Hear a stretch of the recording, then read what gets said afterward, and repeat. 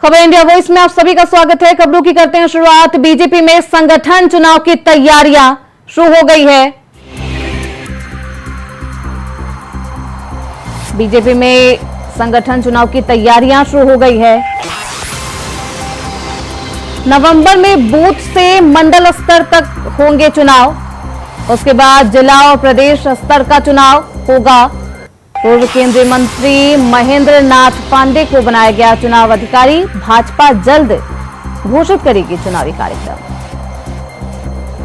तो नवंबर में बूथ से मंडल स्तर का होगा चुनाव। बीजेपी में संगठन चुनाव की तैयारियां शुरू हो गई है। तो नवंबर में बूथ से मंडल स्तर तक होंगे चुनाव। तो बीजेपी में संगठन चुनाव की तैयारियां शुरू हो गई है। नवंबर में चुनाव होना है, बूथ से मंडल स्तर तक ये चुनाव होंगे।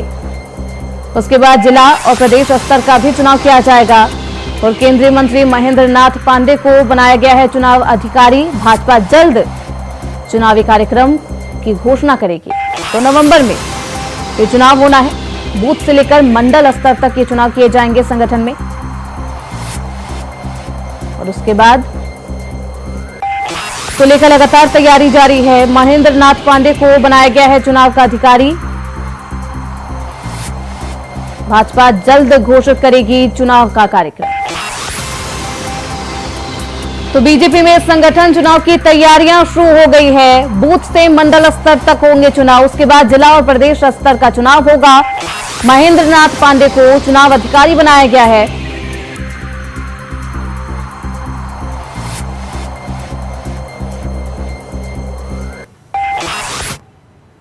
वहीं लखनऊ से बड़ी खबर सामने आ रही है। उपचुनाव से दूरी बना सकती है कांग्रेस, लेकिन बना रहेगा इंडिया गठबंधन। यूपी में कांग्रेस को 9 में 2 सीटें मिली है। कांग्रेस को अलीगढ़ की खैर और गाजियाबाद सीट मिली है। इन 2 सीटों पर चुनाव नहीं लड़ने के मूड में है कांग्रेस।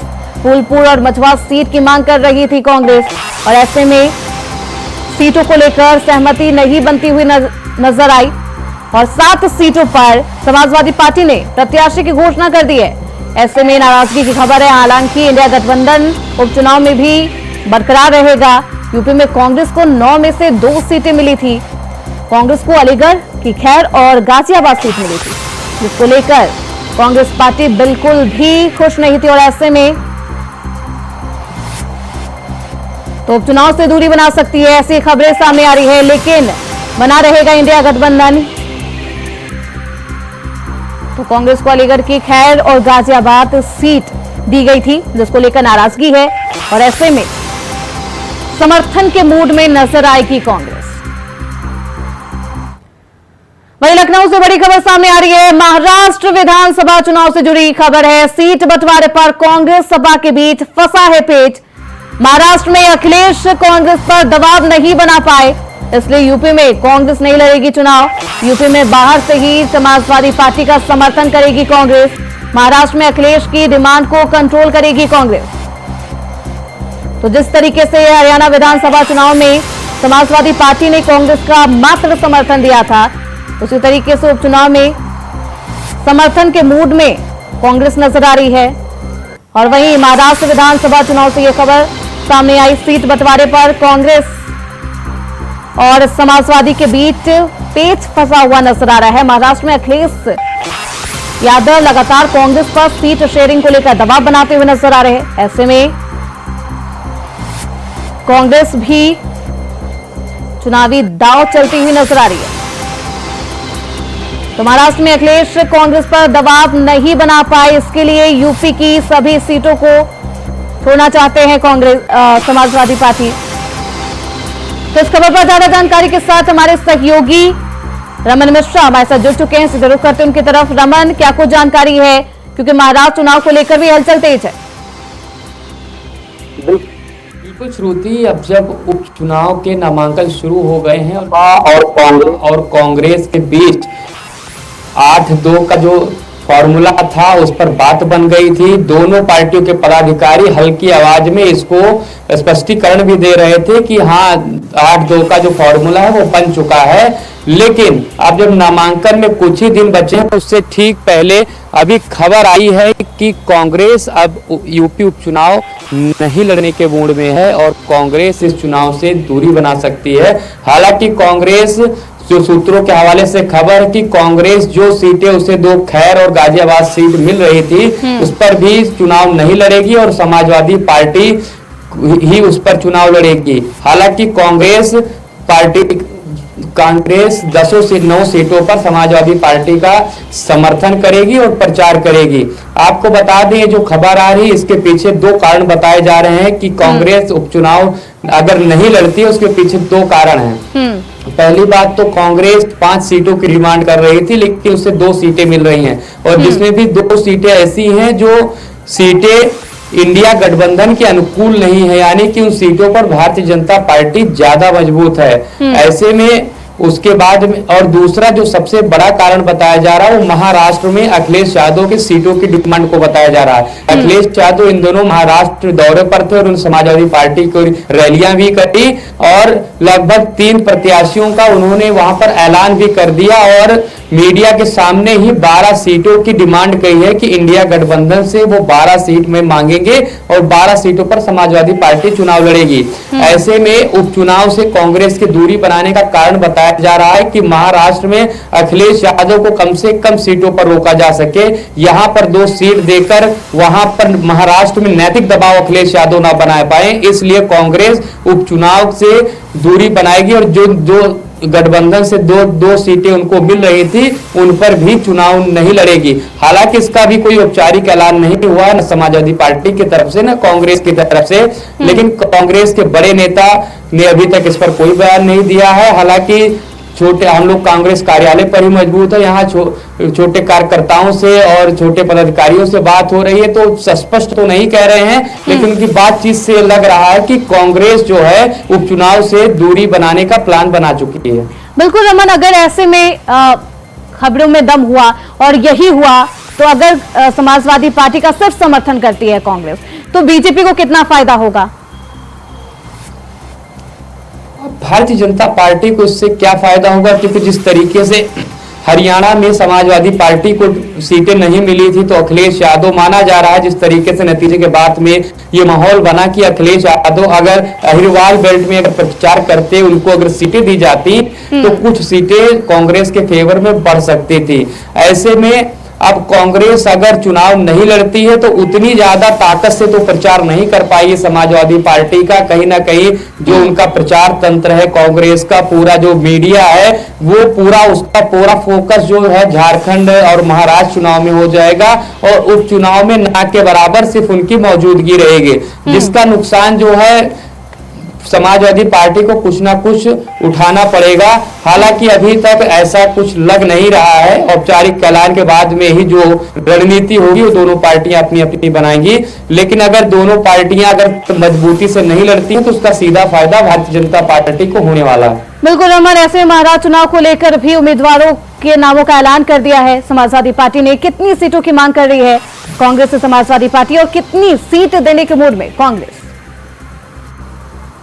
आपको बता दें कि महाराष्ट्र में 2 बड़े गठबंधन है। एक सत्ता दल का जो गठबंधन है जिसमें शिवसेना गुट है, शिंदे गुट है, अजीत पवार का गुट है, भाजपा है और एक तरफ कांग्रेस, शिवसेना, उद्धव गुट और उसके बाद में एनसीपी, अजीत पवार गुट है। पहले से ही बड़े बड़े दल गठबंधन में हैं और उसके बीच में समाजवादी पार्टी वहां पर 12 सीटें मांग रही है, जो कि इंडिया गठबंधन के सभी दल कहीं ना कहीं उन्हें ये चीज खराब लग रही है। लेकिन जो ज्यादातर 12 सीटें अखिलेश यादव मांग रहे हैं, अगर कांग्रेस का यहाँ उत्तर प्रदेश में गठबंधन है समाजवादी पार्टी से, ऐसे में जो अगर इंडिया गठबंधन 8 से 10 या 12 सीटें जो भी देती है तो ज्यादातर जो चाहे एनसीपी गुट हो और चाहे उद्धव का गुट हो वो ज्यादा दबाव कांग्रेस पे बनाएगा कि कांग्रेस के हिस्से की सीटें अखिलेश यादव को समाजवादी पार्टी को दी जाएं और इसी दबाव को कम करने के लिए कि अखिलेश यादव नैतिक दबाव ना बना पाए,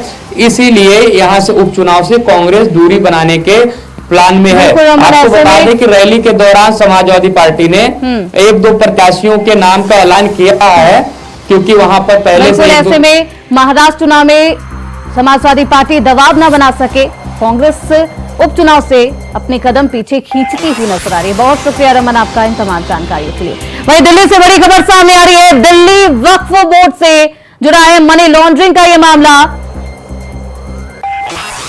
अमानतुल्लाह खान की राउज एवेन्यू कोर्ट में आज पेशी होनी है। अमानतुल्लाह की न्यायिक हिरासत आज हो रही है खत्म। मामले में इससे पहले कोर्ट को ईडी ने बताया था 4 आरोपियों के खिलाफ चार्जशीट दाखिल कर चुका है। अमानतुल्लाह के खिलाफ सप्लीमेंट्री चार्जशीट दाखिल करेंगे। तो आज पेशी है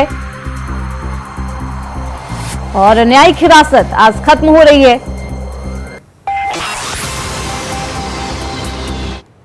वही खबर मैनपुरी से है, जहां समाजवादी पार्टी के सपा राष्ट्रीय अध्यक्ष के प्रत्याशी तेज प्रताप सिंह यादव 21 अक्टूबर को अपना नामांकन दाखिल करेंगे। अखिलेश यादव मैनपुरी पहुंचेंगे तो आज नामांकन दाखिल करेंगे तेज प्रताप यादव। मैनपुरी के करहल सीट से उन्हें उम्मीदवार बनाया गया है। इस मौके पर सपा के कई प्रमुख नेता मौजूद रहेंगे, जिनमें राष्ट्रीय अध्यक्ष अखिलेश यादव भी हैं। राष्ट्रीय महासचिव प्रोफेसर रामगोपाल यादव, शिवपाल सिंह यादव और मैनपुरी सांसद डिंपल यादव भी शामिल होंगी। तो अखिलेश यादव मैनपुरी पहुंचेंगे। सपा के कई प्रमुख नेता इस नामांकन के समय मौजूद रहेंगे।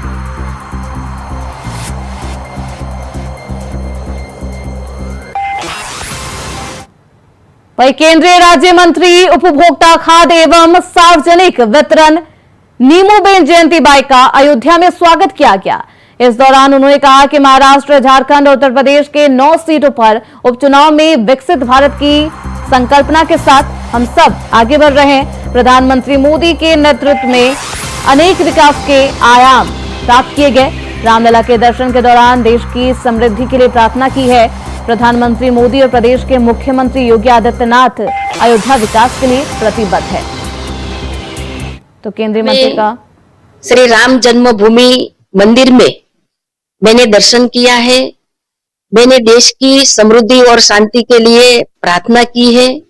माननीय प्रधानमंत्री श्री नरेंद्र भाई मोदी जी और मुख्यमंत्री श्री योगी जी के नेतृत्व में अयोध्या के विकास के लिए हमेशा प्रतिबद्ध है और विकसित भारत की संकल्पना के साथ हम।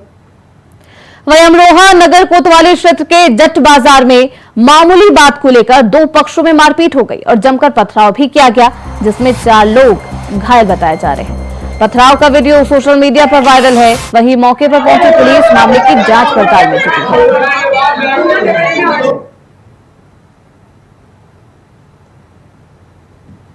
मौके पर पहुंची पुलिस लगातार जांच कर रही है।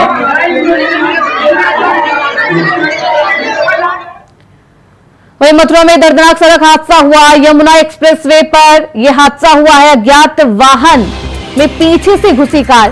हादसे में 3 की मौके पर ही मौत, 2 घायलों का जिला अस्पताल में इलाज जारी। तो मथुरा में दर्दनाक हादसा, यमुना एक्सप्रेसवे पर यह हादसा हुआ है। अज्ञात वाहन में पीछे से घुसी कार।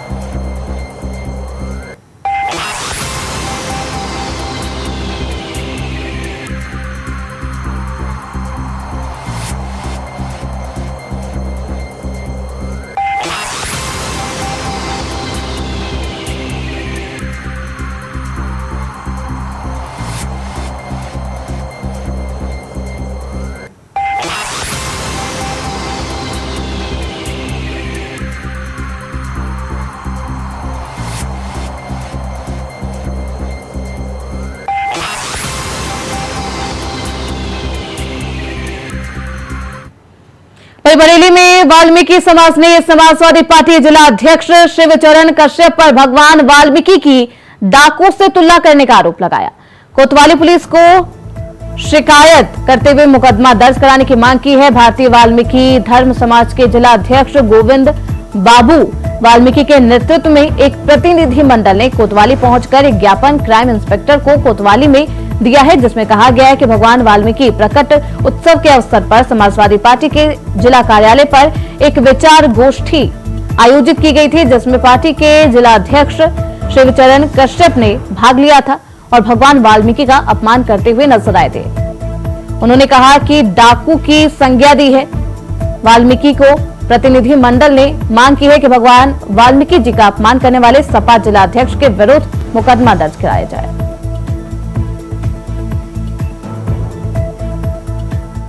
वही खबर मथुरा से है, जहां एक ही समुदाय के दो पक्षों में जमकर मारपीट और पथराव हुआ, जिसके बाद एक युवक गंभीर रूप से घायल बताया जा रहा है। मौके पर पहुंची पुलिस ने मामले को शांत कराया। पुलिस ने कुछ लोगों को हिरासत में भी लिया है और पुलिस लगातार जांच पड़ताल में जुटी हुई है। दो पक्षों में जमकर मारपीट हुई है, जिसमें एक युवक गंभीर रूप से घायल बताया जा रहा है।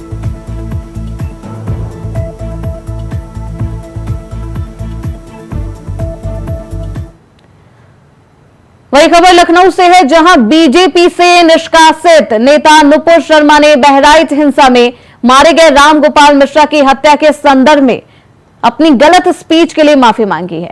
उन्होंने अपने शब्द वापस लिए और क्षमा मांगी है। नुपुर शर्मा ने ब्राह्मण समाज की एक मीटिंग की थी, जिसमें 2 राज्यों के राज्यपाल और सांसद मौजूद थे। वहां बहराइच हिंसा पर गलत बयानबाजी की थी, जिसको लेकर नुपुर शर्मा माफी मांगती हुई नजर आई।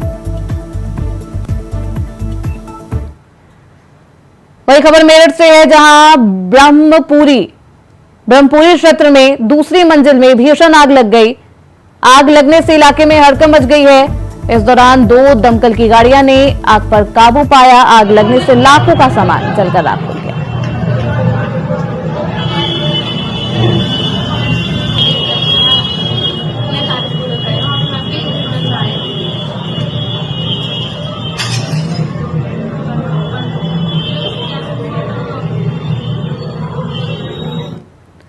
वहीं मथुरा में ताजमहल पर जल चढ़ाने वाले श्याम बाबू पर हमलावरों ने जानलेवा हमला किया। अधमरी अवस्था में उसे थाना हाईवे के अंतर्गत देवीपुरा के पास झाड़ियों में फेंक दिया था। पुलिस ने घायल को गंभीर अवस्था में जिला अस्पताल में भर्ती कराया है, जहां उसकी हालत गंभीर बताई जा रही है। हिंदू महासभा के पदाधिकारी का कहना है कि श्याम बाबू पर साजिश के तहत हमला किया गया। पुलिस श्याम बाबू के हमलावरों को गिरफ्तार कर पूछताछ कर रही है। देवीपुरा है, हाईवे थाना क्षेत्र में एक साड़ी की फैक्ट्री है। वहाँ पर 2 पक्ष में आपस में मारपीट हुई थी। वो साड़ी फैक्ट्री में काम करना राहुल और सूरज के बीच में आपस में मारपीट हुई। तो राहुल ने अपने साथी, अपने भाई छोटू, गौरव और राकेश को बुला लिया। राकेश ने बाद में जो मजरूब है श्याम, उनको भी बुला लिया। 3 लोग वहाँ गए, सूरज के साथ में मारपीट किया। तो सूरज ने सूरज और जो साड़ी फैक्ट्री में काम करने वाले और जो संजय है, 4-5 लोग और, इन लोगों ने लाठी डंडों के साथ में श्याम की पिटाई कर दी, जिससे उसको काफ़ी गंभीर चोटें आई हैं, जिसको सिटी हॉस्पिटल में एडमिट करा दिया गया है। श्याम के पिता के तारीख पर 309 BNS की धारा में मुकदमा पंजीकृत कर लिया गया है। इस अस्पताल में 4 लोग पुलिस हिरासत में हैं, जिनको से कड़ी पूछताछ की जा रही है। उत्तर प्रदेश में कांग्रेस और सपा के बीच सीटों के बंटवारे को लेकर कुछ ठीक नहीं चल रहा। उसी का असर बुधनी में देखने को मिला, जहां उन्होंने कांग्रेस के बागी नेता अर्जुन आर्य पर दांव लगाया है। इसे लेकर पार्टी ने उनके नाम की सूची भी जारी कर आधिकारिक घोषणा की है। बता दें कि अर्जुन आर्य ने 5 दिन पहले अखिलेश यादव से मुलाकात भी की थी। तो उपचुनाव में इंडिया गठबंधन में फूट लगातार जारी है और ऐसे में उपचुनाव को लेकर सियासत भी की जा रही है। नेताओं की शिकायत पर पार्टी से इस्तीफा दिया था। सपा ने बुधनी से प्रत्याशी बनाया था अर्जुन राय को।